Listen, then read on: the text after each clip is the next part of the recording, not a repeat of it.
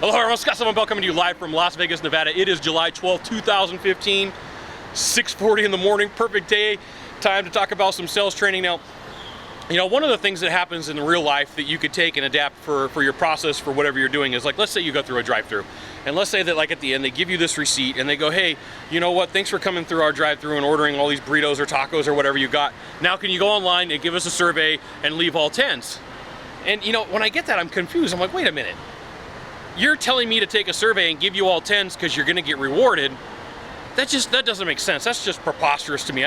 No, not happening. Thanks for playing, not happening.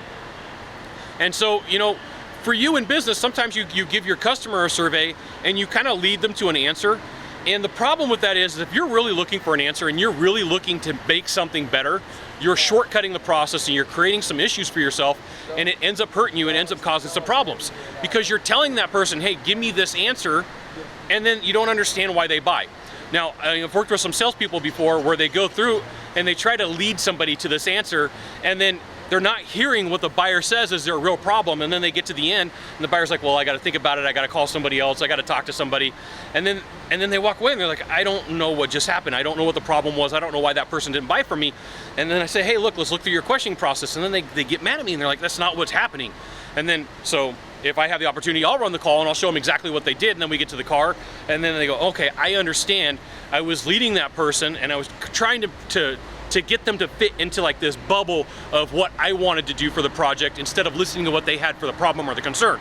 So here's the thing, if you're going through a questioning process and you want it to be a specific answer because you want to sell a specific solution, and it might be the one that gives you the best commission or the best bonus points or helps you go to a trip, you're hurting yourself and it's creating a problem, and that's not a good thing for you.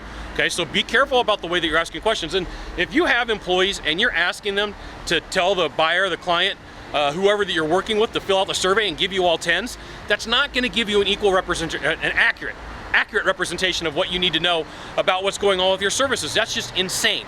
Well, you know, I hear this a lot, and it's been through quite a few different places, and my guess is because that store is trying to win a prize or be the best in the area, but that's inflated numbers and that's cheating, and that's not really helping them out to be better at what they do, okay?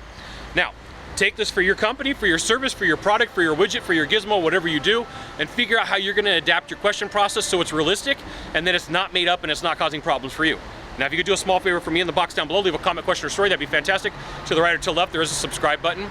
Subscribe, and then send it out to all your friends via StumbleUpon, Facebook, Twitter, Google+, LinkedIn. Sylvan Bell coming to you live from Las Vegas, Nevada. We'll see you soon. Thanks for watching. Aloha.